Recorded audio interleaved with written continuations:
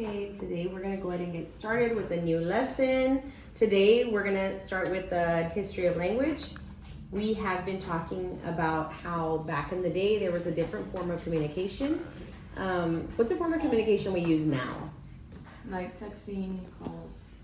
Very good, because we live in a modern world where everything we can communicate electronically or with technology. But back in the day, they had something like knots, okay? So this message is from your husband.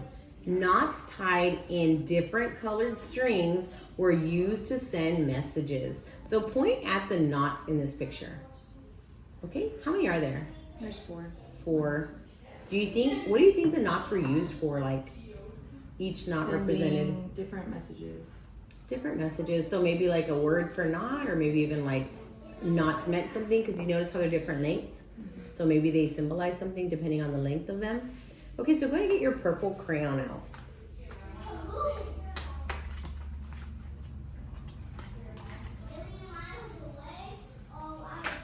Okay, I want you to go ahead and put a circle around each knot for me. Very good. So basically, I just wanted you to understand that in the history of language, there are different forms of communication. Just like in this picture, what were the forms? Knots. Knots. And it was still communication like we do now, just in a different dialogue. And it was a communication between 2 people. Who were the 2 people in our picture? The husband and I'm assuming the wife. The husband and the wife. Very good. So that's going to go ahead and conclude our history of language today. Good job. Okay, and then we're going to go ahead and move on into our alphabet. So remember, for your alphabet, you need your alphabet letters. So go ahead and get those out. And we're going to still be working with initial, medial, and final positions when we talk about our alphabet today, okay? Go ahead and make sure that those are all facing up so that it's easier to identify them.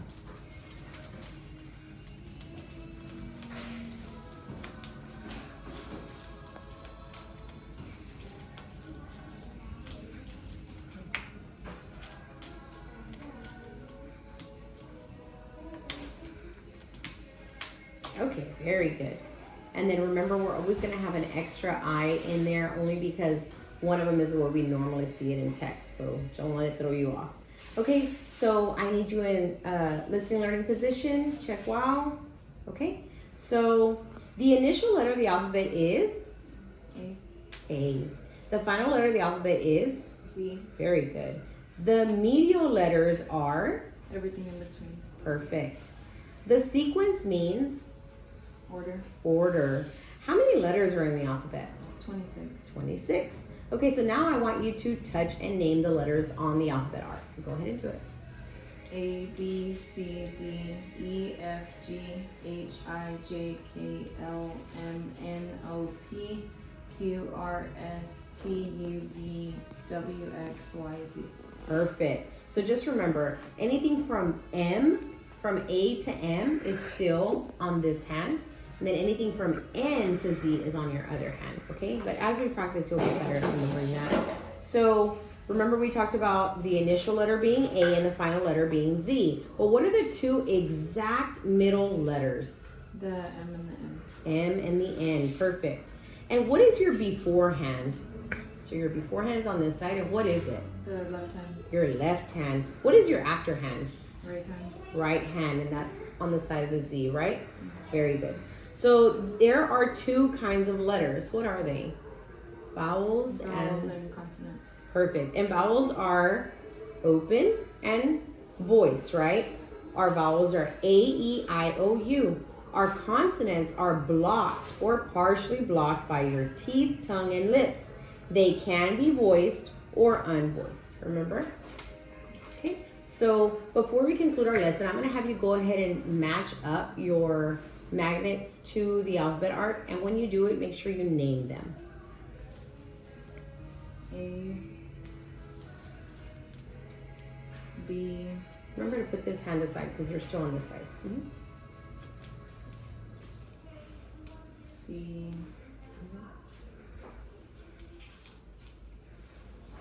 D, E,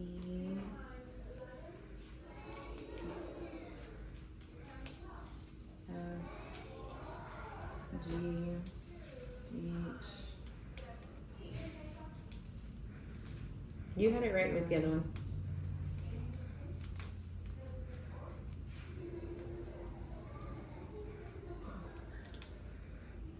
I, Mm-hmm. J, K, L, Perfect.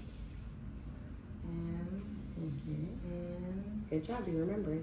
O, P, Q, R, S, T, U, V, W, X, Y, Z. Awesome, you did great. So that's gonna go ahead and conclude our alphabet lesson for today. We're gonna probably work in different categories since you've already mastered this. So go ahead and take it apart, put it all together, and you're doing really good. So that will conclude that.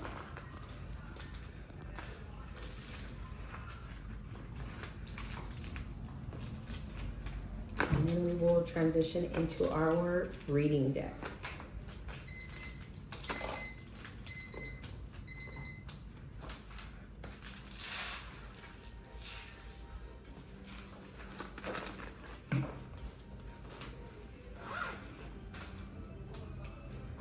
Thank you. Go ahead and take that.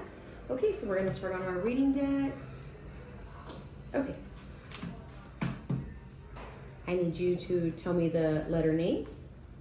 S, A, I, T, P, N, Okay, now you're going to tell me keyword and sound. apple, A, igloo, A, pig, P, nest, N, socks, table, T. Perfect. Okay. Now you're gonna, okay, go ahead and grab your pencil. Okay, remember to check while, listen, learning position, okay? Okay, so now you're gonna watch me. I'm gonna say the sound, you're gonna repeat, and then you're gonna write, just like we've been practicing.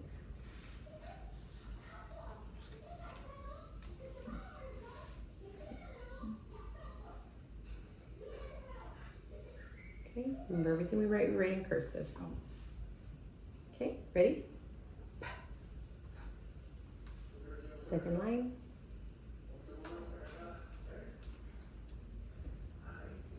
Second arrow, remember you start at the arrow. Perfect.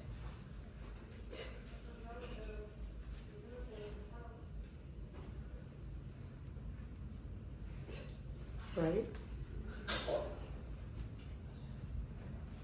You have to say the sound.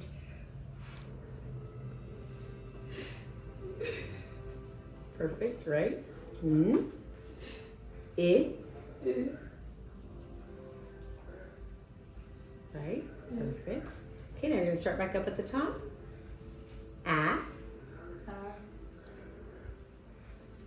Okay, so I'm just gonna have you repeat some sounds only because you wrote them, but you didn't say the sounds. So you said the ah. I don't remember hearing you say the I. I. Yeah. And you wrote it. Okay. Did you say the n? You wrote it. Okay. T. Wrote it. Okay. Just remember, whenever we do this, you always have to look at my mouth. Write it. Very good. And I know you said the S, but we're gonna go ahead and do it anyways. Write it. Just remember, whenever we do our spelling decks, we always have to make eye contact, right? Good job. That will conclude this part of our lesson. Good job. You did really good. I'm going to take this. Okay. And now we are going to move on So we did our spelling deck. Now we're gonna move on to the multi-sensory letter introduction. So today we're gonna just do a review. Oop. And our timer is 5 minutes for this one. Okay, so I will say a pair of words and you're gonna echo each pair after I say it. Lick, licks. Lick, licks. Top, tops. Top, tops. Cat, cats. Cat, cats. How was the second word of each pair different? There was an S. There was an S. So I'm gonna write some words on the board. I might have to turn this just a little. Okay. It. Tip. And then I'm gonna write it. Tips. Hey, what's different? There's an S. There is an S. I'm gonna write it. It. What's different? There's an S. It's an S. I'm gonna do one more.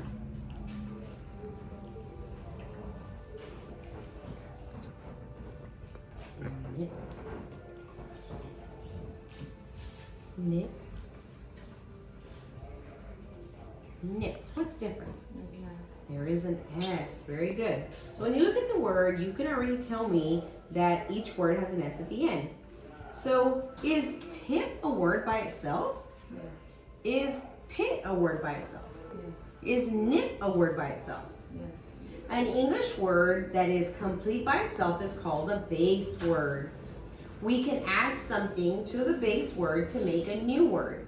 We call the part added to the end of the base word a suffix. After a suffix, adding a suffix to the end of the base word changes the form of its usage, right? So what was added to the end of each base word? An S. An S. Very good. So when we add a suffix beginning with a consonant to the base word, we call it a consonant suffix. The suffix changes the form of the word or its usage. We code a suffix by putting a box around it. So anytime you see that there is a suffix, you can code it with a box around it because the base word can stand alone. Okay?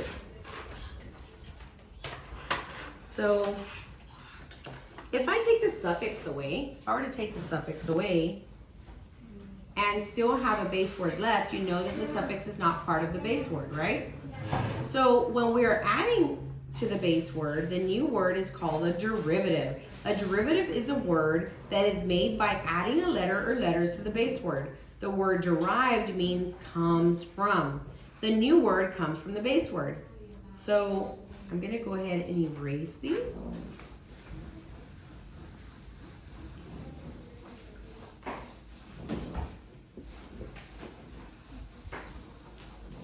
Okay.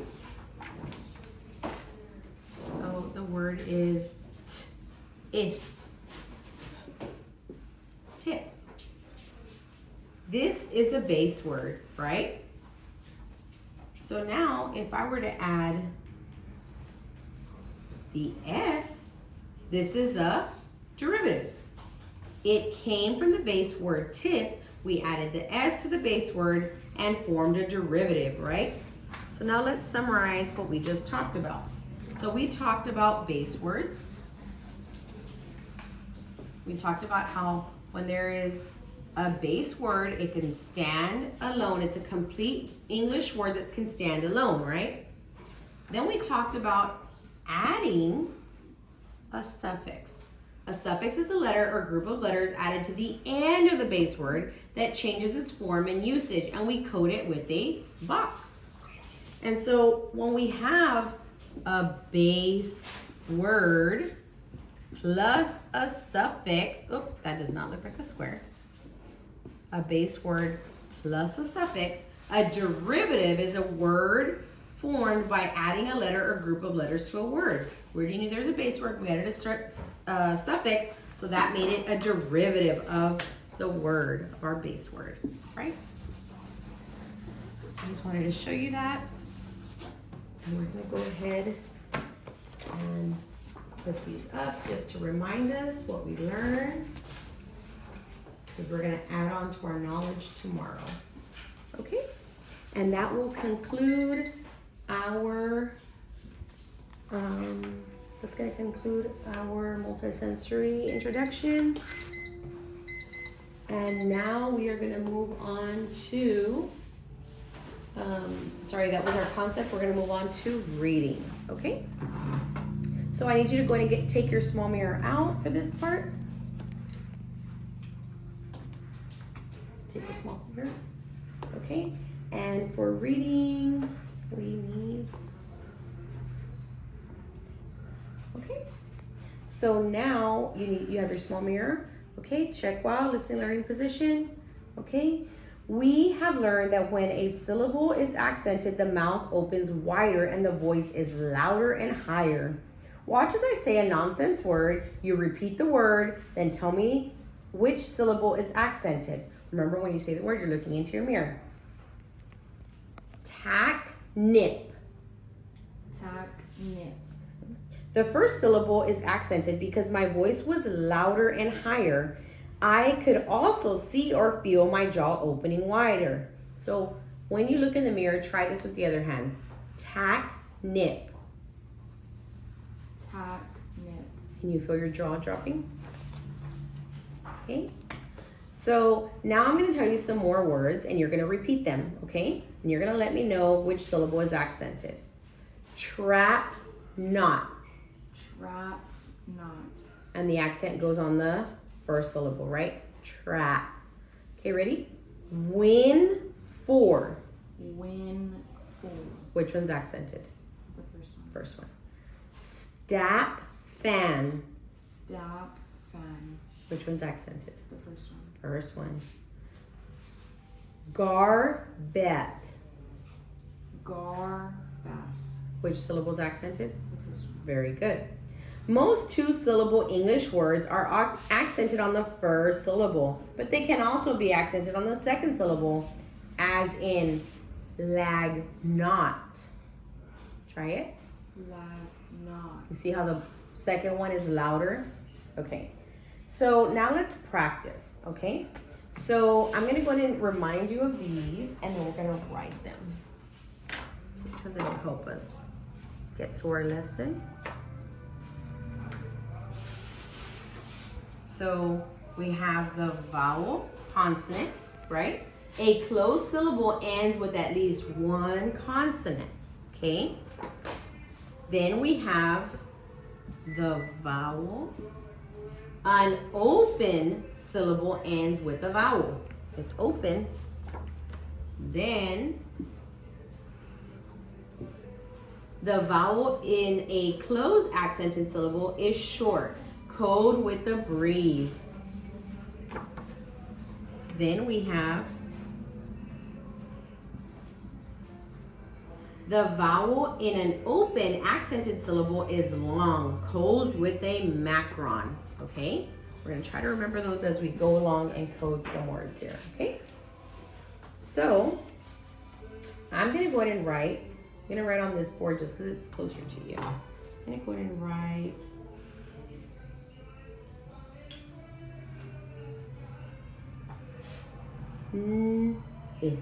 Okay? How many syllables does this nonsense word have? One. Is it accented? Yes. Yes. We have also learned that an open syllable ends with a vowel. Is this an open syllable or a closed syllable? Open. We know that the vowel is an open accented syllable. It is long. We code long vowels with a macron. Remember? Open macron. So now we pronounce the word nigh, right? Nigh. Okay? So now let's try a different one. Okay?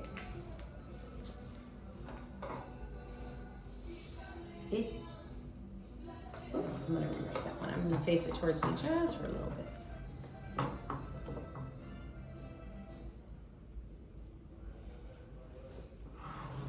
Ip. Sip. Okay. We learn that closed syllables end with a consonant. And is it an open or closed syllable? Closed. Is it accented? Yes. Yes. We're going to place the accent. And it is closed. So how do we code our vowel? With the breathe. Very good. Because it is short, right? So we're going to just be practicing some other words, and we're going to be doing it like this, okay? So I'm going to go ahead and give you a marker because I want you to code them. Okay? So the word is I, H. Okay? I'm going to ask you some questions. So how many syllables? Is it accented? Yes. Go ahead and accent it. Check the end of the word for double consonants. Mark out any silent letters. Do we have any? No. No. Open or closed syllable? Closed. Okay. Is the vowel long or short? Short. Code with a breve or a macron? Brief. Remember, a breve is for Oh, macron. Yep. Good job. Awesome. Okay. And for another one. I. Okay. So, how many syllables? 1. Okay. Is it accented? Yes. Go ahead and accent it. Check the end of the word for double consonants. Mark out silent letters. Open or closed syllable? Open. Is a vowel long or short? Long. Long. Code with a breve or a macron? Brief. Breve is for short. Macron. It's okay. You're gonna get better. Okay. Very good. Okay. Ah. Okay. How many syllables? 1. Is it accented? Yes. Check the end of the word for double consonants. Mark out any silent letters. No. Open or closed? Open. Is the vowel long or short? Long. Long. And you code with a breve or a macron? Brief. Very good. Macron. So go ahead and code it with the macron. I know the words are kind of hard to remember, but you're going to remember as we do more lessons. Okay? I. Okay? How many syllables? 1. Is it accented? Yes.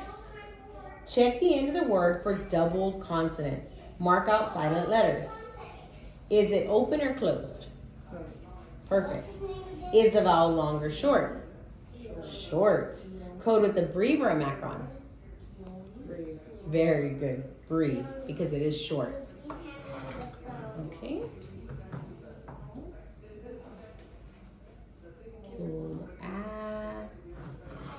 Okay.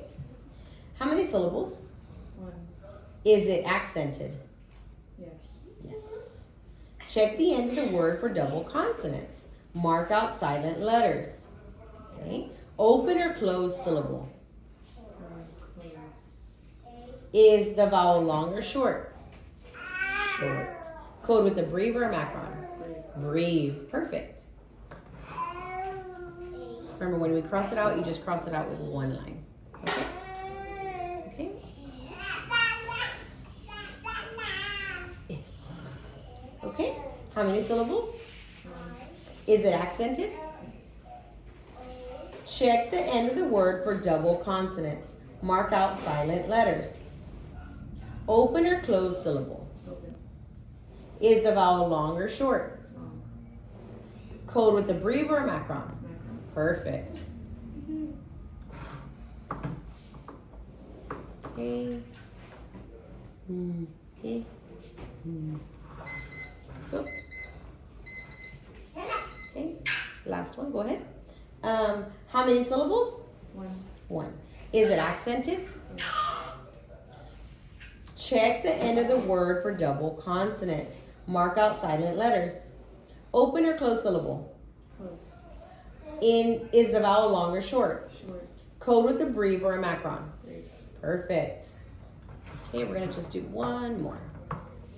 And then we're done with our timer ring.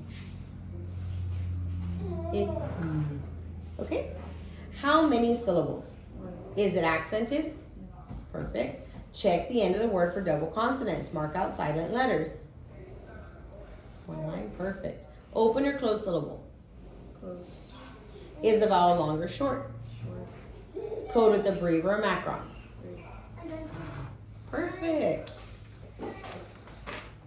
Okay. That will conclude our reading. Okay, we're gonna move on to handwriting. Okay, let's move on to handwriting. Okay. Go ahead and grab your pencil. Okay, so today for handwriting, we're gonna practice our A. So remember our A, I'm gonna do an example for you.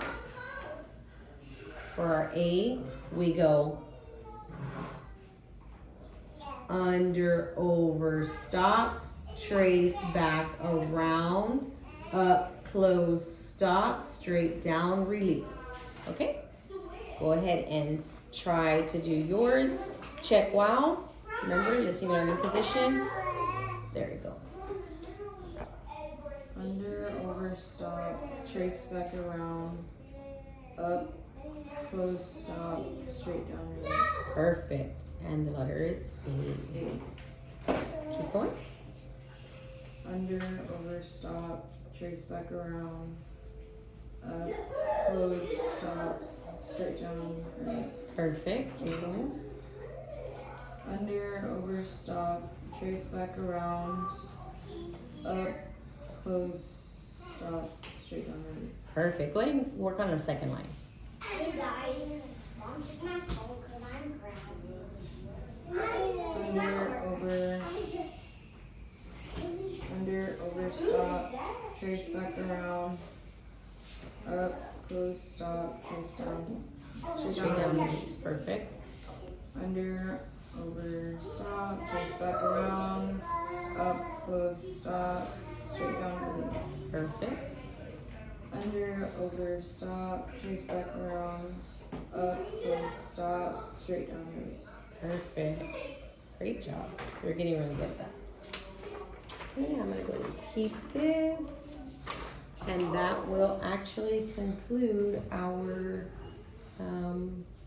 handwriting, and we're gonna move on to spelling. Okay, move on to spelling. Okay, so for spelling. Okay, for spelling, I'm gonna go ahead and take this out of the way.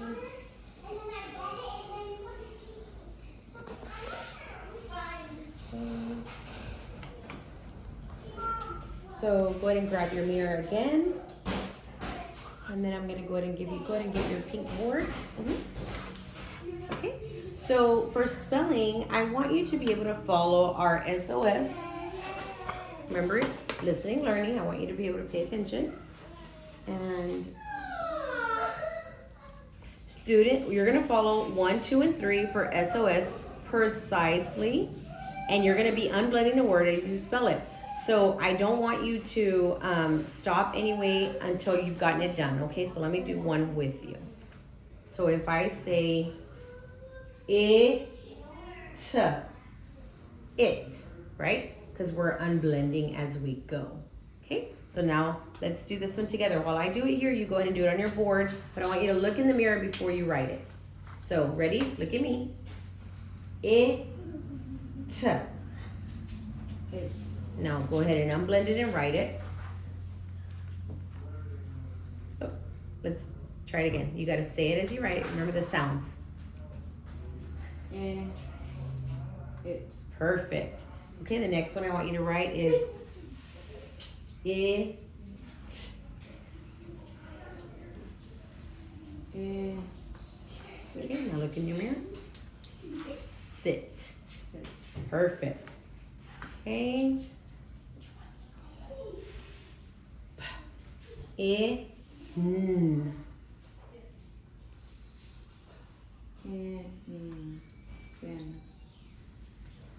See? Spin. Perfect. Okay, we'll just do a couple more because you're really good at this. S, N, I, P. Oh. S, I, oh. It's okay. I'll do it again. Ready? S, P, I, N. Oh. Oh, I think we already did spin. I'm sorry. We were on a different one. We were on snip. S, N, I, P. Snip. Perfect. Snip. Okay. T, I, N, T.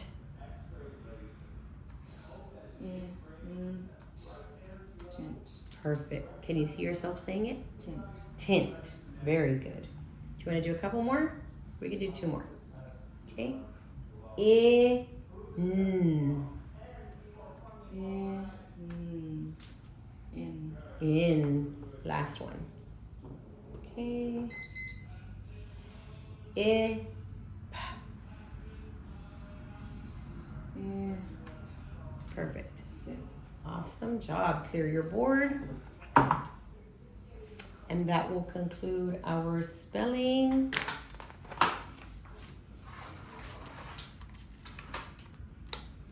Okay. Now let's go into our review. So today we talked about, today we talked about our base word is a complete English word when it stands alone. We talked about a suffix is a letter or group of letters added to the end of a base word to change its form or usage, and we code it with the box. So then we learned that after that we have a derivative, and it's a word formed by adding a letter or group of letters to the word, right?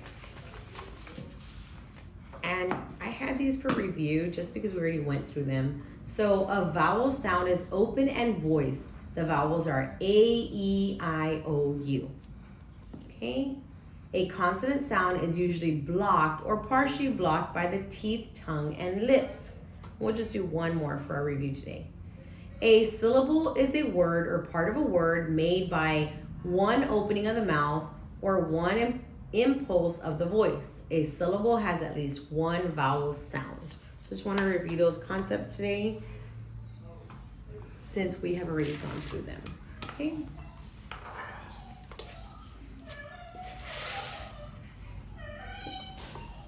And now we are gonna go ahead and go into our verbal expression. Okay? I'm gonna hand you this. Okay, today for our verbal expression, I want us to focus on the category section. Okay? So let's focus on categories. And today for categories, let's talk about sunglasses. Okay? So if I had a pair of sunglasses, where would you put sunglasses? At the clothes. With the clothes category. Very good. What's the function of sunglasses? To protect your eyes from the sun. Protect your eyes from the sun. What's their shape, size, color? What do they look like? Are they large? Let's start with the size. What size are they? They're smaller. They're smaller, like they're for the size of your face, right? And then what shape do they have? Square. They could be squares. Some sunglasses are round, ovals. What color could they be? Well, the frame could be any color, but what about the front? Mainly black. Mainly black, right? Like a dark color, right? And they have different parts. They have the lenses, they have the frames. So they have different compositions, right? They would have different compositions, but we're not gonna worry about the compositions today. We're gonna worry about categories. But later on, if I wanted you to label them or find the parts or the compositions, you would be able to do that as well, right? So I just wanted to review that for our verbal expression. So can you give me a complete sentence on how you would use sunglasses in a season? Try to give me a complete sentence. I like to use sunglasses in the summer to protect my eyes from the sun. Very good. I love it. Okay. Perfect. That's going to go ahead and conclude verbal expression. And now we are at the last part, which is listening. Okay, so today we're going to actually start with a new story here. What is this part of our book called? The cover, The front cover. What is this? the spine, and the back cover. Back cover. When we read a book, do we read it like this? No. No, we read it top to bottom, left to right. Okay, so let's see, where do we leave off? Okay, right here. We're gonna go ahead and read A Bug's Life. Okay? So, the search for the perfect gift. What do you think the book is gonna be about? This story. Finding a nice gift. A nice gift. Remember how we talked about how you can always tell what the story is going to be about just by inferring off of the title? So it was Queen Aetha's birthday, and everyone on Ant Island had spent a whole week collecting gifts. The queen sat on her grassy throne as each ant presented a gift to her. Oh, what a lovely berry, Queen Aetha explained at the first present. It's so shiny and red. I picked the biggest one I could find, an ant explained. Other ants brought pine cones, seeds, grain, and more treats. How does she look? Does she look happy? Sad? How does she look? Happy. How do you feel whenever it's a big party for a big birthday bash for you and somebody brings you presents? Good. Okay. There was one ant, however, who didn't have a gift yet. His name was Flick. He was a clumsy but brilliant inventor, and he had a big crush on Queen Ada. He told Princess Dot and Ada's sister about his present problem. It can't be just any gift. It has to be the perfect gift, Flick explained, but Ada was like, whatever you give her, she'll like whatever you give her, Dot told him. Flick shook his head. Ada is a queen now, so whatever I give her has to be worthy of royalty. I'm sure we will think of something if we work together, Dot suggested. Flick smiled. That would be great, Dot. Thank you. So they're all working together to find the perfect gift, right? So the two friends set out to look for the perfect gift. They looked high and they looked low. They looked under leaves and over toadstools. Suddenly, Dot cried out in excitement, "Look, I found a 4-leaf clover." Flick ran over. Unfortunately, when they both examined it more closely, it was only a 3-leaf clover. "Sorry, Flick," said Dot. "Don't worry about it," Flick said with a smile. "We'll find something." But something found them first. A hungry frog poked his head through the grass. "Look out!" Flick cried. So he's kind of sad, right? Because he really, really wants to find the perfect gift. But something found them. Luckily, Flick and Dot escaped from the big frog. They took cover in a nearby patch of flowers. "Now what?" asked Dot. Flick thought and thought. Then he spotted a daisy, and an idea started to bloom. "It's just a plain old daisy now," he explained to Dot. "But soon it will be a merry-go-round for Ada." "Are you sure, Flick?" Dot asked. Uncertain, although Flick was very smart, his inventions often went wrong. Flick nodded. "Absolutely," he replied. "This is going to be great." Dot smiled. "Okay, how can I help?" "You can be the very first passenger," said Flick. "Hop on." But the ants soon realized that the daisy spun way too fast. "Whoa!" cried Dot. "Whoops," Flick said. "Sorry about that." "That's okay," Dot told Flick. She still believed in him. Isn't that nice when somebody believes in you? And he's trying, but he's not giving up. Within a few minutes, Flick had a brand new idea. Maybe Ada could use a nice cool breeze, he said. He placed a strong piece of grass around the daisy stem. He would use the flower as a fan. Let's just finish off this page, okay? Get ready to chill, Dot. Dot sat down across from Flick and the daisy. Okay, go, she shouted, and Flick gave a great big tug. Poor Dot. The wind from the daisy's spin sent a little ant high into the air. And we stopped right here. We'll finish it off with tomorrow's lesson, okay? So that concludes today's lesson. Good job. Thank you so much.